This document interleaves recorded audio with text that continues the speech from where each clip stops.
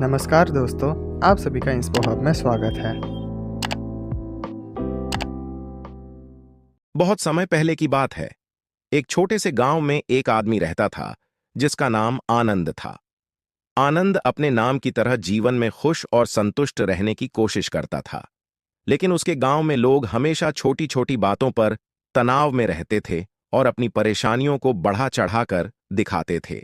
आनंद ने कई बार अपने दोस्तों और गांव वालों को समझाने की कोशिश की कि मस्त रहना ही सबसे अच्छी नीति है, लेकिन वे उसकी बातें सुनकर भी अनसुनी कर देते थे। आनंद ने निर्णय लिया कि वह बुद्ध से मिलने जाएगा और उनसे पूछेगा कि कैसे वह अपने गांव वालों को मस्त रहना सिखा सकता है।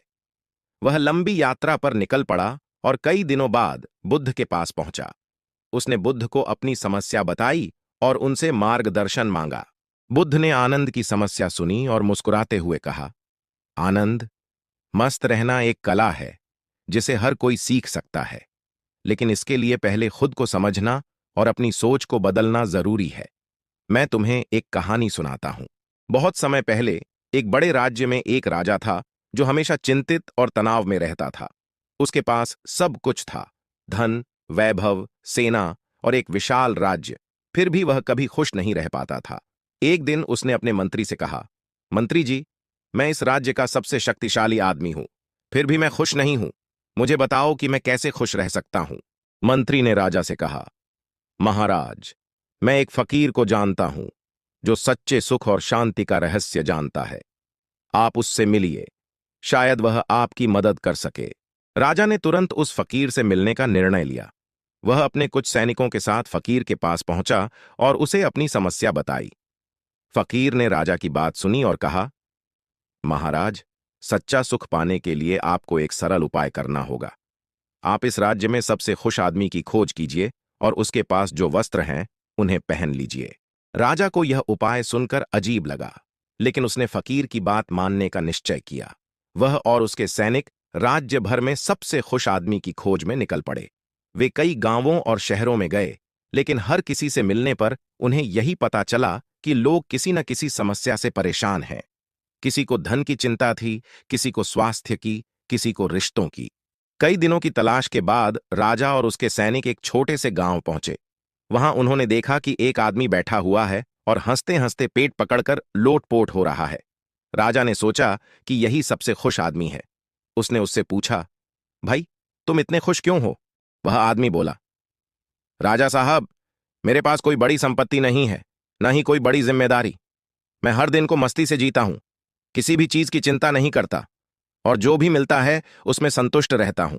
राजा ने उससे कहा, तुम्हारे पास जो वस्त्र हैं मुझे दे दो, मैं तुम्हारी तरह खुश रहना चाहता हूं। वह आदमी जोर से हंसा और कहा, महाराज, मैं गरीब हूं और मेरे पास वस्त्र ही नहीं है। मैं तो बस यही कपड़े पहने रहता हूं। राजा यह सुनकर आश्चर्यचकित हुआ और समझ गया कि सच्ची खुशी वस्त्रों या भौतिक संपत्ति में नहीं है, बल्कि मानसिक संतोष और मस्ती में है। उसने उसी क्षण तय किया कि वह अब से चिंता छोड़कर मस्त रहेगा और अपने राज्य को भी यही सिखाएगा। कहानी सुनाने के बाद बुद्ध ने आनंद से कहा, आनंद, खुशी और मस्ती बाहरी परिस्थितियों पर निर्भर नहीं करती, बल्कि हमारे मन की स्थिति पर निर्भर करती है। अगर हम हर स्थिति में मस्त रहना सीख जाएं, तो जीवन की सभी परेशानियां छोटी लगने लगती हैं। अपने गांव वालों को यह सिखाओ कि जीवन में हर क्षण को खुलकर जीना और संतुष्ट रहना ही सच्ची खुशी है।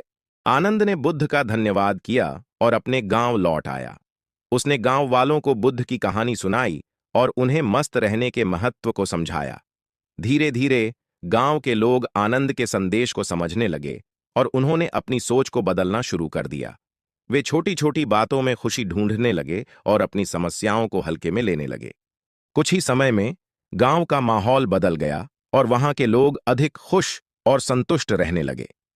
आनंद ने देखा कि बुद्ध का संदेश सही था। मस्त रहना वाकई एक कला है, जिसे सीखने से जीवन सुखमय हो जाता है।